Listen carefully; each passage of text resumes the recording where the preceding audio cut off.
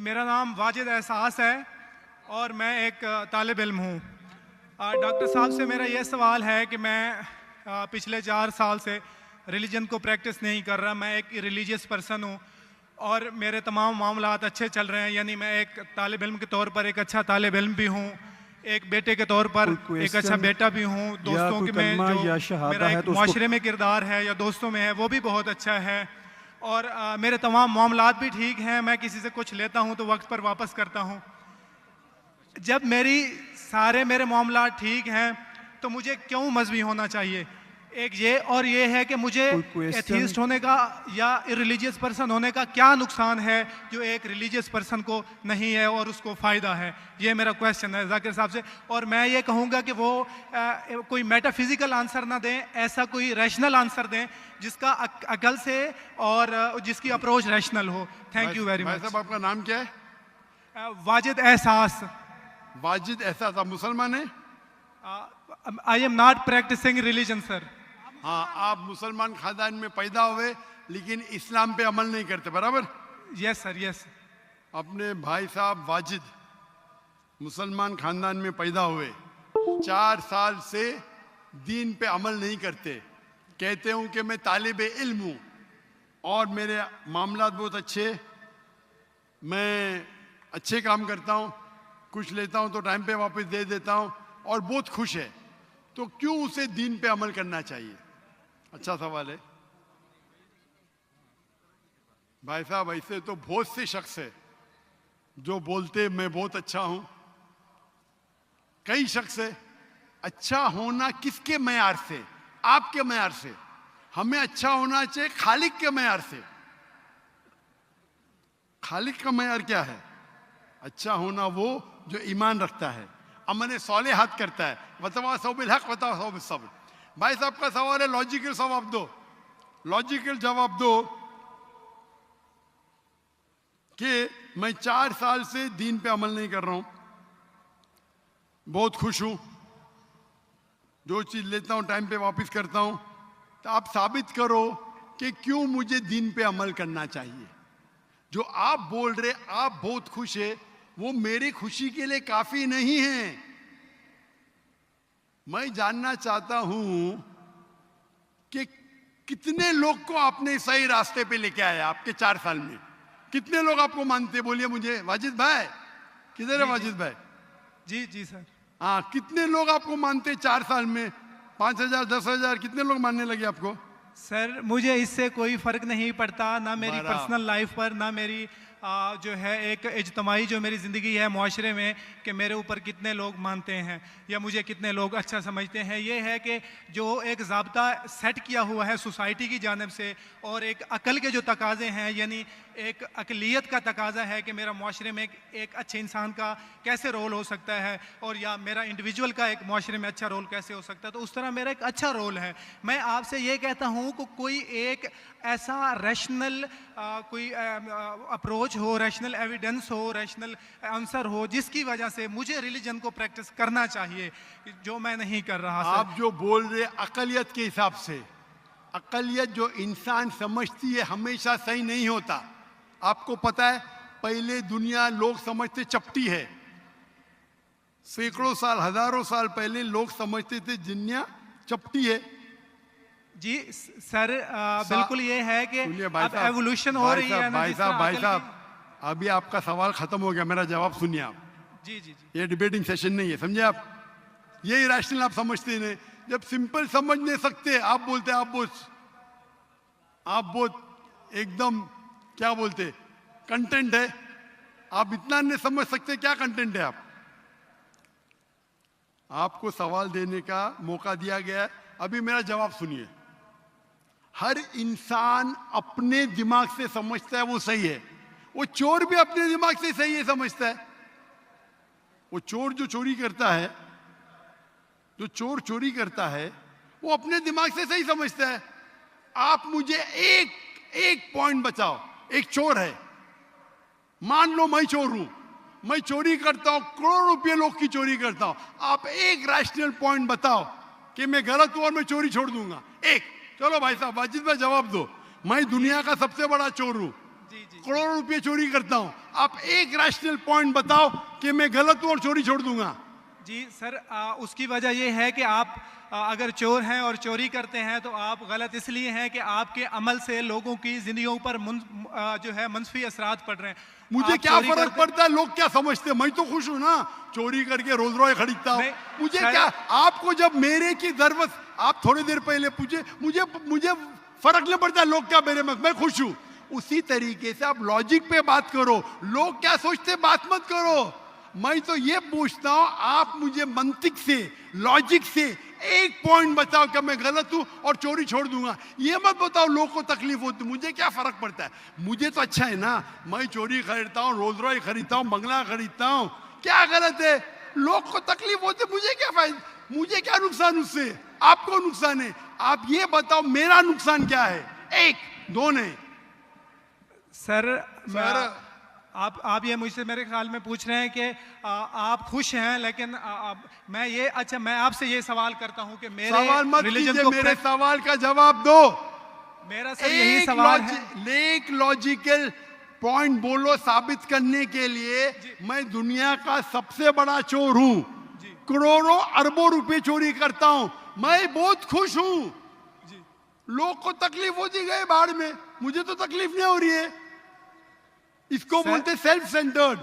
इससे आपने क्या बोले, मैं खुश हूं, मुझे दुनिया की फिक्र नहीं, उसी तरीके से मैं खुश हूं, तो आप क्या बोलेंगे, मैं अच्छा इंसान हूं? आपकी लॉजिक किधर गई? एक चीज बताओ, एक दो नहीं, सिर्फ एक। सर, मेरे अमल से, मेरे रिलीजियस होने से आपके मुआशरे पर अमल गलत की असर बात नहीं नहीं कर पड़ता। रहा हूं मैं, मेरी चीज की बात कर रहा हूं भाई साहब। आप अगर आपकी जवाब मिसाल नहीं दे और सकते तरह तो की है। बोलो, मैं जवाब नहीं दे सकता हूं। आप मुझे एक चीज लॉजिकल बताओ जो मेरे लिए नुकसानदार है। अच्छी बात है, मैं चोरी कर रहा हूं, मुझे दुनिया की फिक्र नहीं, मुझे मेरी अपनी फिक्र है। एक लॉजिकल बताओ। आप 4 साल से कर रहे हैं, मैं 10 साल से कर रहा हूं। आप तो, आपकी हालत देख के मुझे अफसोस हो रहा है, मेरी हालत तो बहुत अच्छी है भाई। मेरे पास अरबों रुपए का घर है, अरबों रुपए की गाड़ी है मेरे पास, नौकर चाकर है। आप तो सिर्फ तालिबे इल्म है भाई, कौन अच्छा, आप या मैं? इसीलिए लॉजिक, आप ऐसा बोले क्या मुझे दुनिया की फिक्र नहीं, तो मैं आपसे अच्छा ना। अगर दुनिया की फिक्र है और मंतिक से सोचो जो जवाब है, नहीं मुझे बाकी लोग की फिक्र है, मैं खुश हूं, तो हर गलत आदमी बोलेगा मैं खुश हूं, आपके पास जवाब ही नहीं रहेगा जैसे आप बोल रहे। मंतिक से सोचे तो मेरे कई तकरीर है। मंतिक से सोचे तो आदमी खुश कौन है? लोग को अभी आपके जवाब पे आता हूं मैं। आपने जो डायलॉग मारे ना, मुझे लोग की फिक्र नहीं, उसमें तो फंस गया। एक बता नहीं सके मुझे, एक, और बताएंगे भी तो उसका आप बोलेंगे पुलिस पकड़ेंगी, पुलिस मेरे खीसे में, मैं सबसे बड़ा माफिया है, कौन अटैक करेगा, मेरे पास पीछे पे बॉडीगार्ड है। मेरी पूरी तकरीर है इसके ऊपर। अभी मैं आता हूं आपके सवाल पे। लोग अक्सर समझते हैं कि पैसे से अमन मिलता है। आपको पता है कि जितने दुनिया में टॉप 10 रिचेस्ट मैन हैं, 10 में से 8 का तलाक हो चुका है, टॉप 5 में सबका तलाक। कई रिच मैन के बच्चे लोग ने कंप्लेंट किया अपने वालिद के बारे में, क्या हैप्पीनेस, क्या हैप्पीनेस। इलॉन मस्क नंबर 1, उसका तलाक। जेफ बेजोस, उसका तलाक। बिल गेट्स, उसका तलाक। Richest man, $100 billion, $150 billion, $200 billion, क्या फायदा? आपको लगता है हमारे दिमाग में गलत फहमी, खुश है, इन लोग बिल्कुल खुश नहीं है।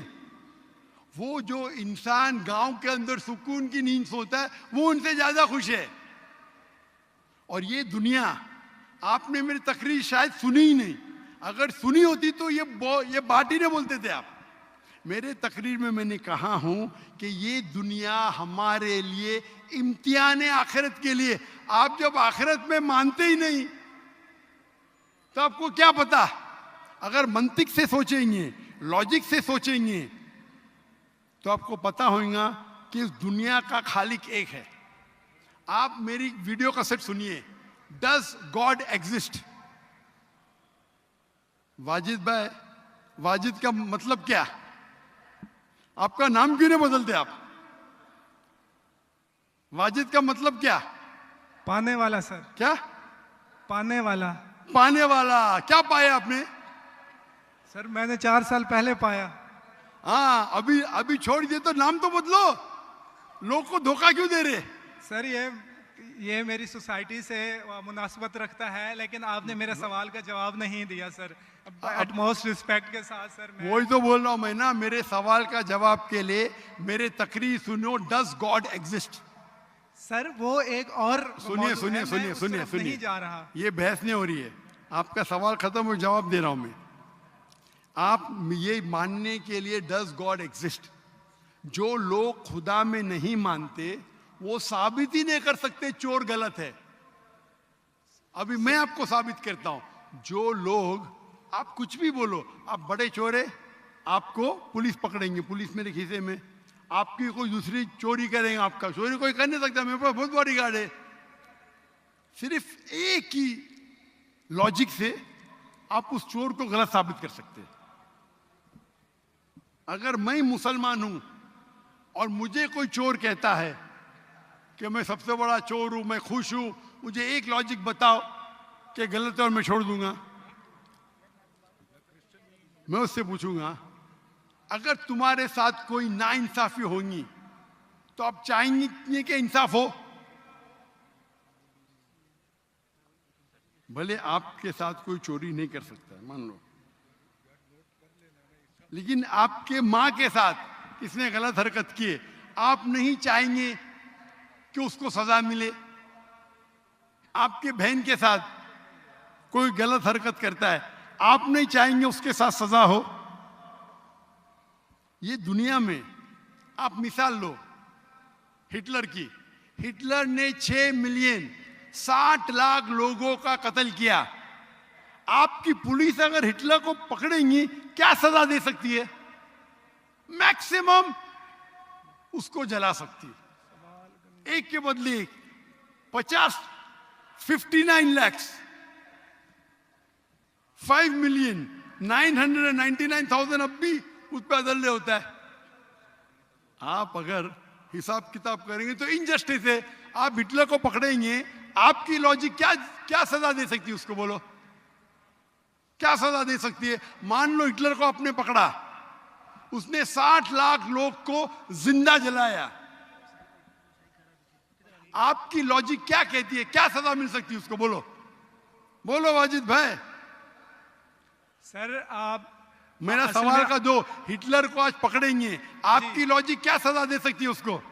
सर जो भी कानून के दायरे में उसे सजा दी जाएगी। हिटलर का अमल और है, मेरे सवाल का उससे ताल्लुक नहीं अरे है। मेरे सवाल का जवाब देंगे तो आपको मालूम पड़ जाएगा। मेरा सवाल ये है, आप लॉजिक आदमी है ना, अगर हिटलर को पकड़ेंगे तो उसको सजा मिलना चाहिए ना दुनिया में? जी, जो एक स्टेट ने तय की है कातिल की, वो उसे सजा मिलनी चाहिए। एक कत्ल के मतलब एक, बाकी जो 5 मिलियन का क्या हिसाब? अन्य जस्टिस नहीं है, बराबर? आपको मानना पड़ेगा, अगर पुलिस हिटलर को पकड़ती थी, उसको मौत देती थी, ये जस्टिस है क्या? नहीं जस्टिस है, नहीं जस्टिस है। आपके हिसाब से 1 = 6 मिलियन, आपका मैथ्स बहुत वीक है। अल्लाह ताला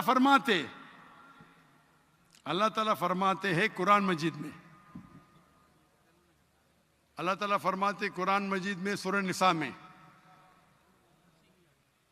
आयत नंबर 53 कि अगर जो लोग अल्लाह के आयतों में नहीं मानते और आखिरत में अल्लाह ताला उनको जहन्नम की आग में डालेगा, और जितने बार, सूरह निसा सूरह नंबर 4 आयत नंबर 56 53 ने 56, जितने बार उनकी चमड़ी जलेंगी उतने बार उनको नई चमड़ी दी जाएंगी।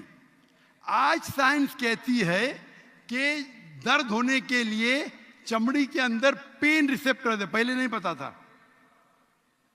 अगर आपको सीवियर बर्न इंजरी होती है तो डॉक्टर लेता है सुई और टोचता है।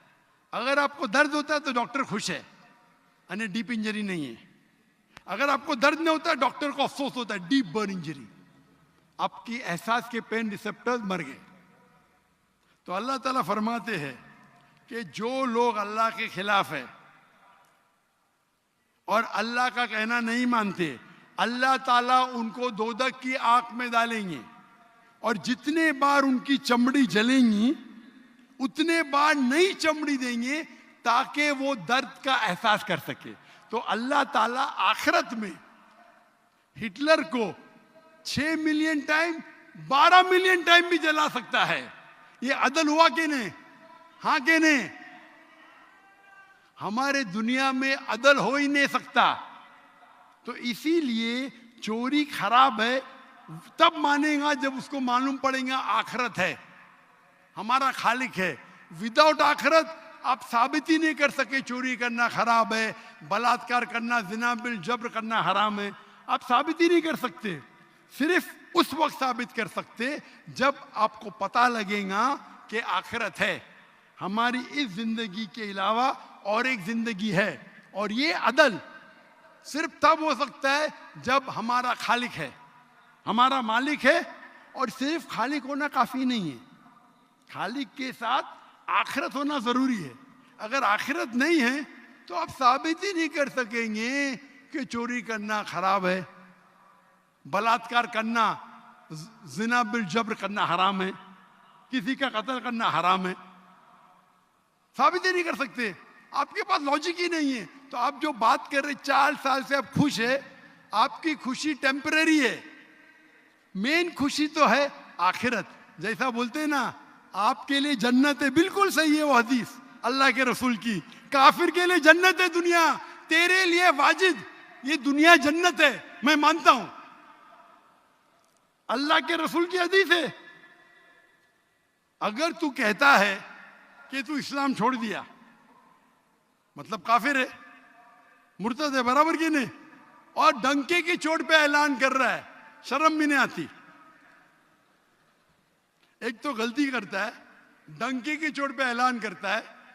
अल्लाह के रसूल फरमाते तेरे लिए ये दुनिया जन्नत है, हमारे लिए कैद है। आखिरत में दोजख में जब जाएगा, अंगार लगेंगी पांव पे तो ब्रेन विल बॉइल, भेजा उबलेगा। ये हदीस बिल्कुल वाजिद भाई, मेरी दरखास्त है आप कुरान तर्जुमे से पढ़िए और उसके ऊपर तदब्बुर करो। अब भी मौका है, अब भी मौका है समझ जाने का। डंके की चोट पे कहते कि 4 साल से मैं खुश हूं। जिस तरीके से अल्लाह के रसूल फरमाते, ये हदीस तुम पे हूबहू फिट होती है। मेरी दरखास्त है कि कुरान मजीद को समझ के पढ़ो और हर आयत को समझ के पढ़ो, वो जबान में जो जबान पे आपको महारत है। और मैं दुआ करता हूं अल्लाह से कि अल्लाह तुमको हिदायत दे। अगर आप माफी मांगे और सही रास्ते पे आ गए, फिर से मानने लगे कि अल्लाह एक है, अल्लाह के अलावा कोई भी माबूद नहीं है और अल्लाह के आखिरी रसूल मोहम्मद सल्लल्लाहु अलैहि वसल्लम है, इंशाअल्लाह आपको आखिरत में निजात मिलेंगी। वरना आप खसारे में रहेंगे। मैं अल्लाह से दुआ करता हूं कि आपको हिदायत मिले और अल्लाह आपको हिदायत दे और आप सही रास्ते पे आ जाए फिर से।